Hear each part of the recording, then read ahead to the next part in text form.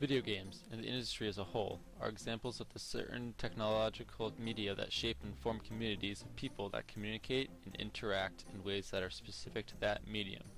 Video games are creations of humankind that form a basis, a platform upon which infinite variations of interaction take place between minds and are the real-world expression of a limitless imagination. What is a gamer anyway?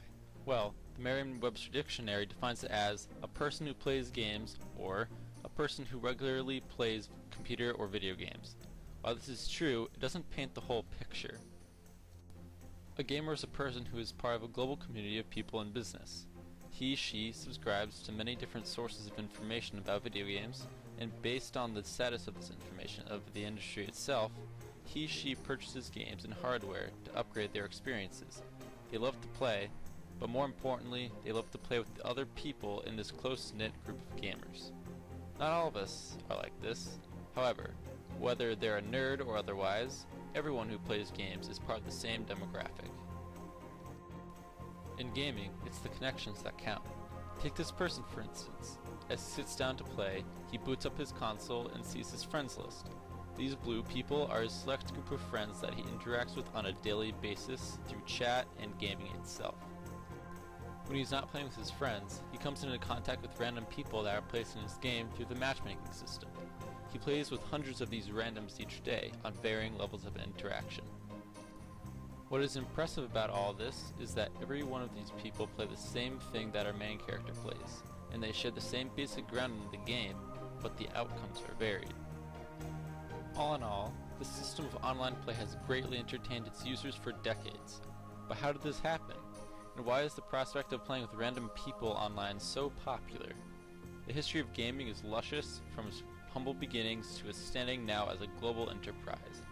But its success is sufficiently supported by the three examples described here, each focused on the global interaction between players on many levels. One way for gamers to connect are through public events like E3 and the MLG program, both catering to many types of participants. MLG, or Major League Gaming, was started in 2002, and since then it has taken the shape and form of any other professional sport on television. But its trade is video games, and its athletes are young and extremely talented gamers. Hundreds of teams each year come to compete, and it's everyone's dream that they will come out on top in their respective video game and make it to the main stage in the Fall Dallas Pro Circuit, winning the first place title and prize. E3, on the other hand, is the event that gamers of any age or standard wait for. Each year, the Electronic Entertainment Expo puts on a huge 3-day event that hundreds of thousands of people buy into. This is when all the gaming developers and companies come together, buy booths, and showcase all their wares and provide demos for players. Here, franchises big and small make their debuts, and top-secret projects and information are released. Another big part of the gaming community is the internet, and, more specifically, YouTube. Here, thousands of people make channels and pump out gameplays, videos of them playing and commentating a video game, and it has grown very popular in the past decade.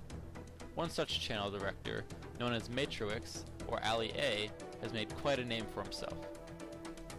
Starting at age 17, he puts up these videos for his viewers' entertainment.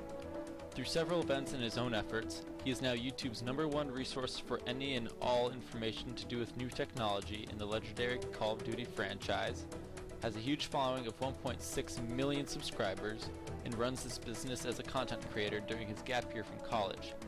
Yes, he makes money for playing video games and recording it, and is only 19. How cool is that? But he's not in it for the money. The one thing, he says, that made his channel so successful is that he doesn't take it too seriously, and just enjoys sharing information and interacting with his viewers and fellow gamers. People constantly thirst for information, and when they have a fellow gamer who consistently puts together good content that gives them what they want, gameplays, inside scoops on new technologies, etc., then they follow this content creator. They tell their friends about it, and soon enough the channel director has a huge following and makes good money, while at the same time satisfying his or her customers. Pretty good system, right? But now it's time to step away from the industry and look inside at the individual gamer. How does one person contribute to making video games an unforgettable experience, day in and day out? Take this copy of Halo 4 for instance. I have one, but so do hundreds of thousands of players across the world. Each and every copy is exactly alike. The maps, like this one, are uniform between copies, as are the weapons that you find on these maps. With these same tools, however, the thousands of individuals influence their singular matches, played simultaneously across the world, to different outcomes. How can this be, if everything about the video game is the same? Remember this guy?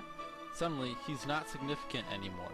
On average, between 40,000 and 45,000 people play Halo 4 daily, a staggering number. Between all these people, this map is played on an uncountable number of times. But each time, the final score is different and each player navigates and fights on the map in a way that's completely unique from the way he/she played it before, and indeed from all the other players beside him.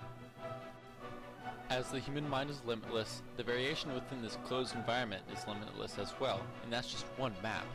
The thing that makes video games unique is that once a game is released, it's only half finished. They continue to shape themselves far after the fact, in manner of speaking. The players that play it and the experiences they have are only facilitated by the medium, the platform upon which infinite variations of interaction take place between minds. Pretty crazy, right?